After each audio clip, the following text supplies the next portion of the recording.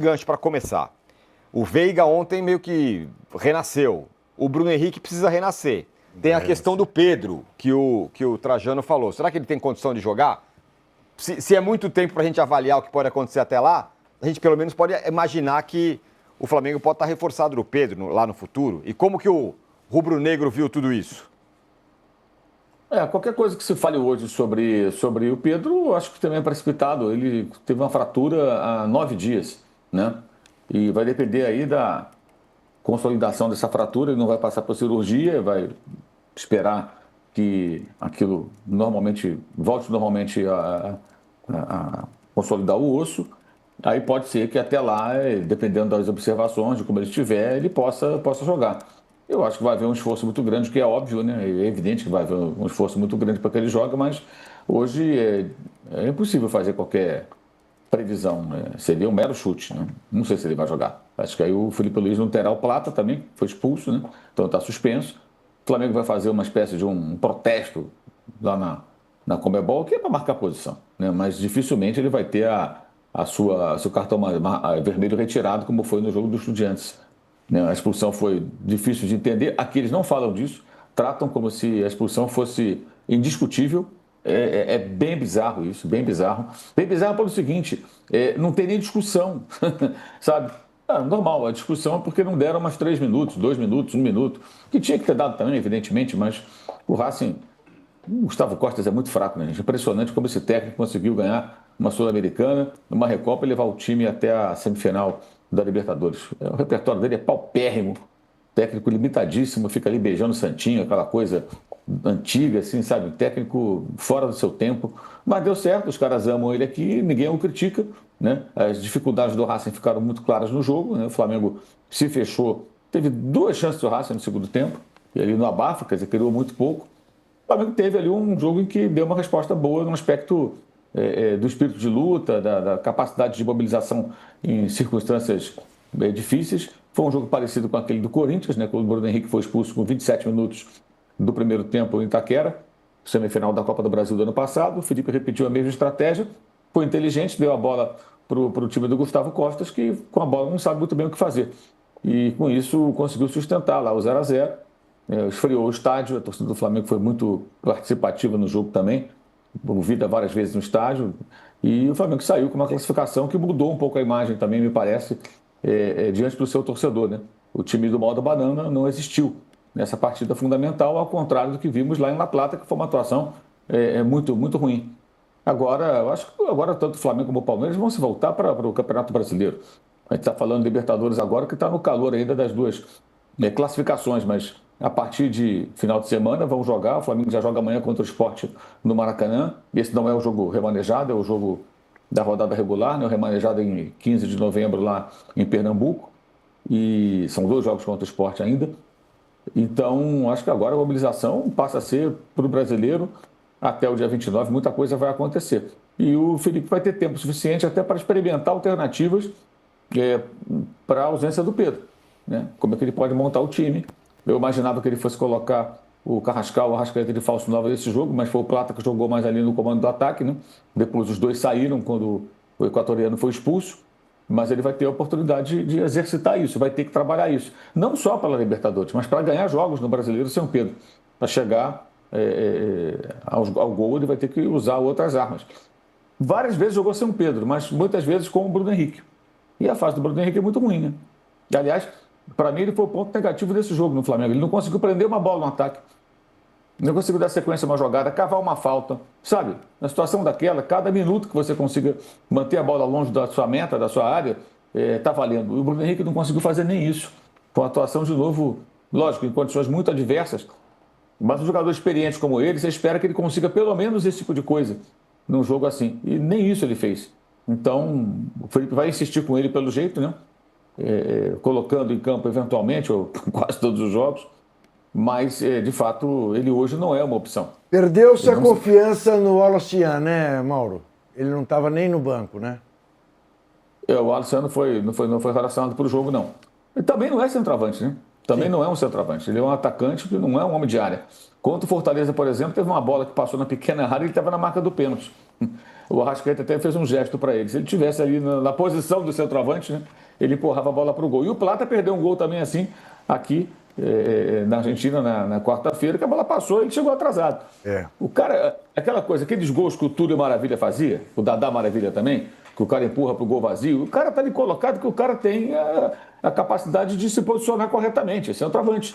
O cara sabe, sente onde a bola vai cair, ele já tem aquela intuição, já se coloca na condição certa e empurra para o gol vazio. E o cara que não é centroavante, a bola passa a centímetros dele e fala, por que ele não estava ali? Não estava porque ele não é 9. Isso é o problema que o Felipe vai ter que resolver de fato. O Arnaldo, o Mauro falou sobre o olhar para o Campeonato Brasileiro e é claro que isso vai ter reflexo no que vai acontecer no fim do mês lá, quando se enfrentaram na Copa Libertadores, né? Eles vão ficar aí cabeça a cabeça disputando e o Flamengo tem um caminho que parece interessante para os próximos jogos no Brasileiro. Pega o Sport em casa e por aí vai. Na verdade, né, já nessa primeira rodada, o Palmeiras tem que ir a Caxias, que é chato jogar lá, e a viagem, e o Flamengo recebe o Sport. É uma rodada mais favorável ao Flamengo, que pode, eventualmente, até reassumir a liderança se o Palmeiras não ganhar em Caxias e ele fizer os 3 pontos em casa. Tem uma curiosidade nessa sequência agora, que eu considero mais favorável ao Flamengo, que é os 2 jogos que ele faz como visitante, ele não fará no campo dos seus adversários, né? Ele vai enfrentar o São Paulo na Vila Belmiro e não no Morumbi, o que é uma vantagem gigante por incompetência do São Paulo, e vai enfrentar o Sport no jogo remarcado na Arena Pernambuco e não na Ilha do Retiro, que também é uma vantagem. E imagino com uma majoritária torcida do Flamengo nas 2 partidas. E acho que essa competição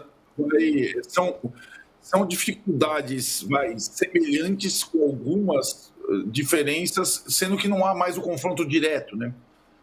Então, acho que qualquer tropeço ali... e eles têm condição de superar todos os adversários, cara. Não farão, imagino, 100% dos pontos, mas vão ficar perto disso, porque os times são muito bons, né? Então tem essa situação aí na tabela, tem um monte de gente brigando por outras coisas. Já temos o G7, né, gente? Temos o G7. É verdade. Olha lá, É isso, já temos o É G7. verdade, é verdade. temos o G7, né? De qualquer forma, podemos até ter G8, então tem muita coisa aí, e tem partida valendo com direto contra o rebaixamento, Santos e Fortaleza, mas eu senti do Felipe Luiz uma coisa importante para a sequência que vem por aí no Brasileiro, na coletiva, ainda emocionado pela classificação final da Libertadores. Ele fazendo uma espécie de apelo à torcida para que receba, abrace jogadores que estão com pouca confiança, né? O Juca citou alguns, o Mauro citou outros. Pode ser o Bruno Henrique, pode ser o Samuel Lino, pode ser o Emerson Royal, pode ser... Porque o Felipe Luiz vai precisar utilizar esses caras também em casa. Né? E nesse jogo com o Sport, eu imagino que ele tenha que... Ele que não poupou em Fortaleza e se deu mal, ele vai ter que preservar alguns nesse jogo de amanhã, porque senão ele estoura todo mundo. Falta um mês para acabar a temporada, pouco mais, e ele não pode também jogar com todos, em todas as partidas. Bom que você falou isso, eu queria só voltar para o Mauro sobre essa questão do Felipe Luiz pedindo para a torcida abraçar quem está em má fase. Foi no contexto da coletiva, né, que surgiu o assunto, aí ele falou sobre isso, talvez queria se referir ao Bruno Henrique, por exemplo, né, que tem sido muito criticado, e é um jogador que ele gosta muito, claramente gosta muito, né?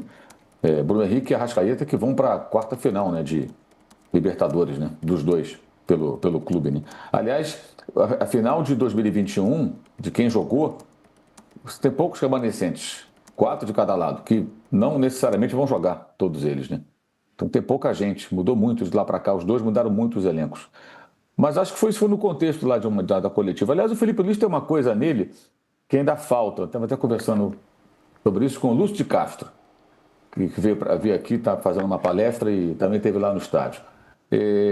O Lúcio falou uma coisa interessante. Falou, falta ele entender ou manifestar algo que é muito importante para qualquer time de futebol, né? E para o Flamengo em especial, que é valorizar o aspecto emocional. E esse jogo teve muito disso, né? De você superar uma adversidade. Às vezes ele trata de uma forma um pouco fria, muito técnica, né?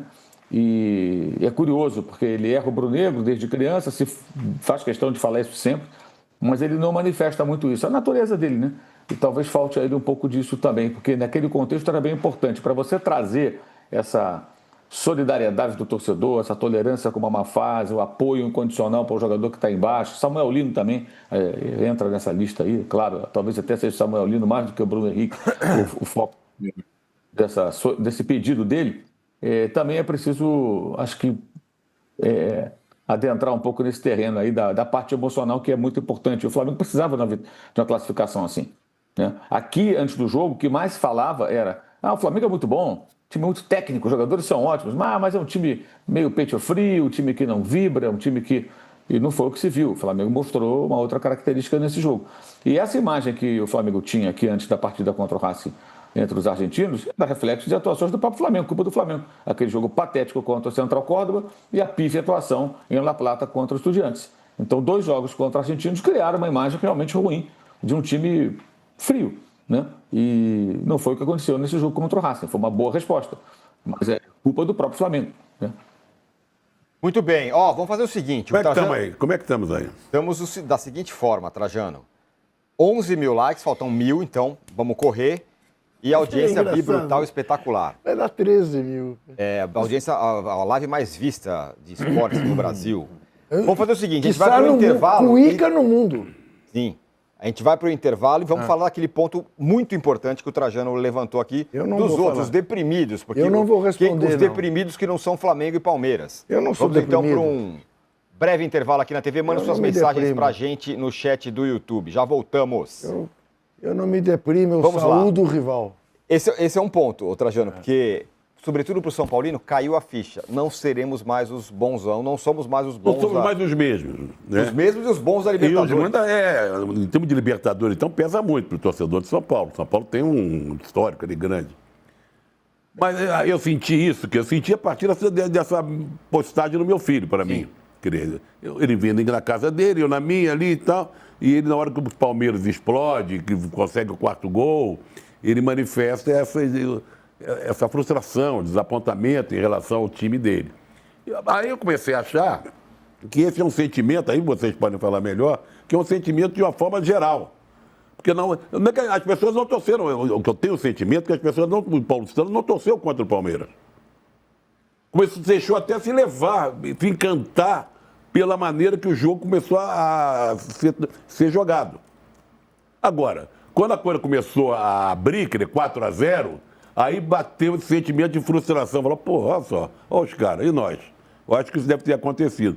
O Arnaldo também pode falar um pouco sobre isso, se eu estou falando pelo meu filho, se ele representa alguma coisa, ou é um sentimento que ele acha. Quer dizer, que é depois do Juca fala pelo corintiano. Quer dizer que você está contrariando a famosa música e letra do Belchior, como os nossos pais. Não somos os mesmos como os nossos pais.